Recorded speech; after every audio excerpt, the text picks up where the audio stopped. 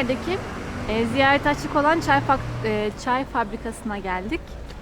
Şimdi içeri gireceğiz ve çay fabrikasını inceleyeceğiz. Madhupati Factory. Kanan Devanti.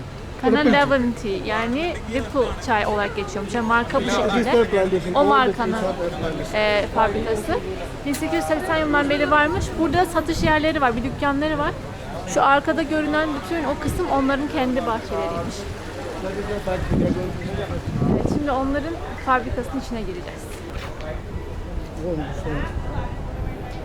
Ticket counter. Ticket we have to look at. 200 rupees. 200 rupees? Really? Videography not allowed. Really? Let's go home. What are we doing? Biz şimdi fabrikanın içerisindeyiz. Çayın geçirdiği aşamaları kutuların içerisine örneklerini koymuşlar. Ben şimdi soldan sağa sayıyorum. Taze yapraklar, kurutulmuş yapraklar, hamur haline getirilmiş yapraklar, fermente edilmiş yapraklar ve fermente edilen yaprakların kurutulmuş halleri.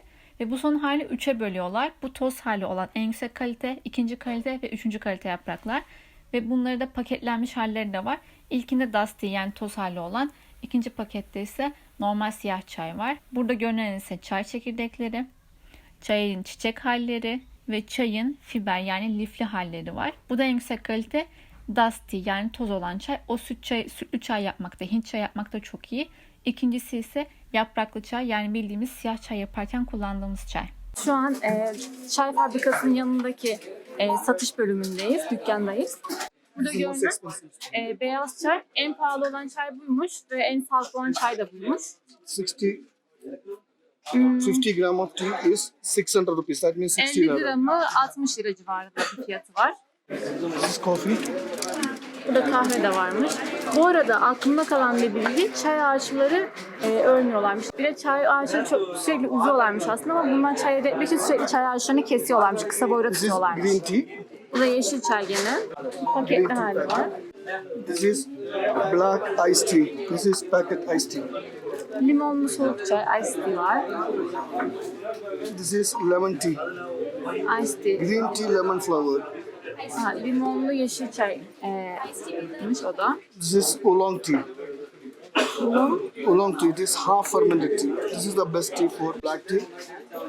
This is ripple tea. Special tea, CTCT. CTC, baş harfinden bir şey çıkıyor mu? Unuttum ben şimdi. Organic chai. Burada bal, işte tarçın falan da koymuşlar.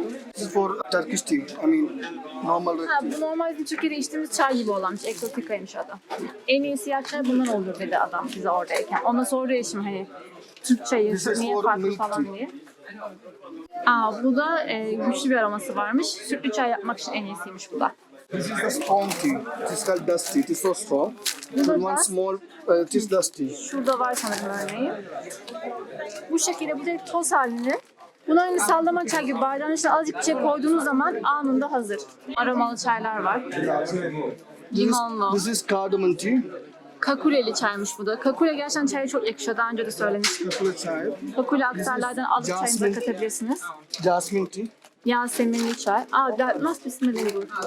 Ben Yasemin kokusunu gerçekten çok seviyorum. Burada çok fazla Yasemin var. Zaten burada Ginger 10 tea. liraymış. Alabiliriz bundan. 10 lira bundan alabiliriz. Ginger tea. Zencefilli çay. Bu arada Hindistan'da malum yani Kerala'da Tamil bölgesinde Yasemin çiçeği çok meşhur. Kadınlar saçlarını takıyor. Onlar hep Yasemin. Özellikle düğünlerde falan takıyorlar ki mesela başörtünün altına bile takıyorlar. Hani koku yayılsın etrafta. Gerçekten çok güzel bir koku yayılıyor. This is vanilla flower, vanilla tea. Vanilyalı çaymış. This is dry fruits. Buraya çikolata, kuru meyve falan da koymuşlar. Bir tane Yaseminli yeşil çay aldık. One rose tea. Bir tane güllü çay. Güllü siyah çay.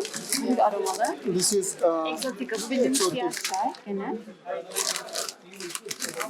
and we bought this one 3 of them, so there is one free. Bundan 3 tane alınca biri bedavaya geliyormuş. Bu da yine siyah çay. İzin It is 20 lira one packet. Bunun bir paketi 20 liraymış böyle. This is 10 lira. 10 lira.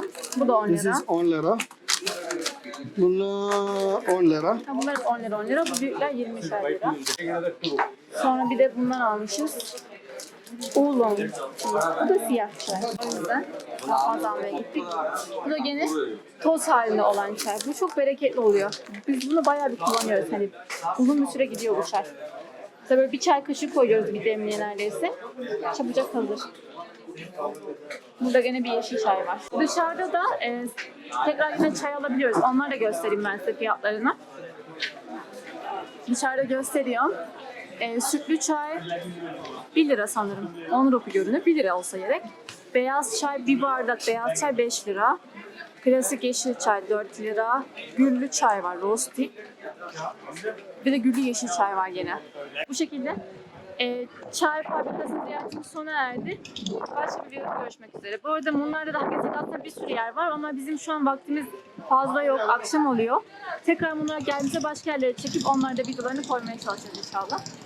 Bunlardan artık eve geri dönüyoruz. İzleyen herkese teşekkürler.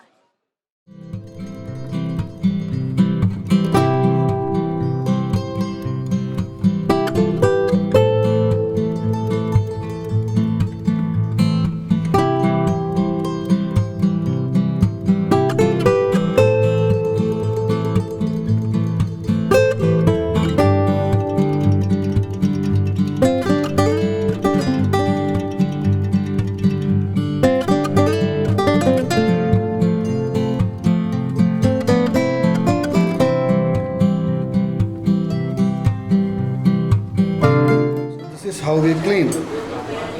ഇച്ചിരി വെള്ളം കൊടുക്കുക എന്നിട്ട് നന്നായി ചെയ്തതിന് ശേഷം ഇതിങ്ങനെ പിടിച്ചിട്ട്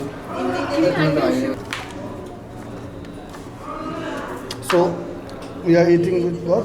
In വായന wine. Muz yaprağı. Wine. Wine. Varende. Ella. This is onion uttapam. It's called onion uttapam. And these are chutneys. So when we're going to eat like this, we put onion uttapam over there. ரொம்ப பிரமாதமாக இருக்கு. This is kalan, katundu. Bu çana masala yani bir nohutlu yemek. Bu da parota. Bunlar benim favori yemeklerim. Bir de asıl bence en güzel şey paneer butter masala. İçinde peynir var. Ve peyniri bir yiyecek böyle tereyağlı tanıyorsunuz yerken. Bunun da tadı güzel.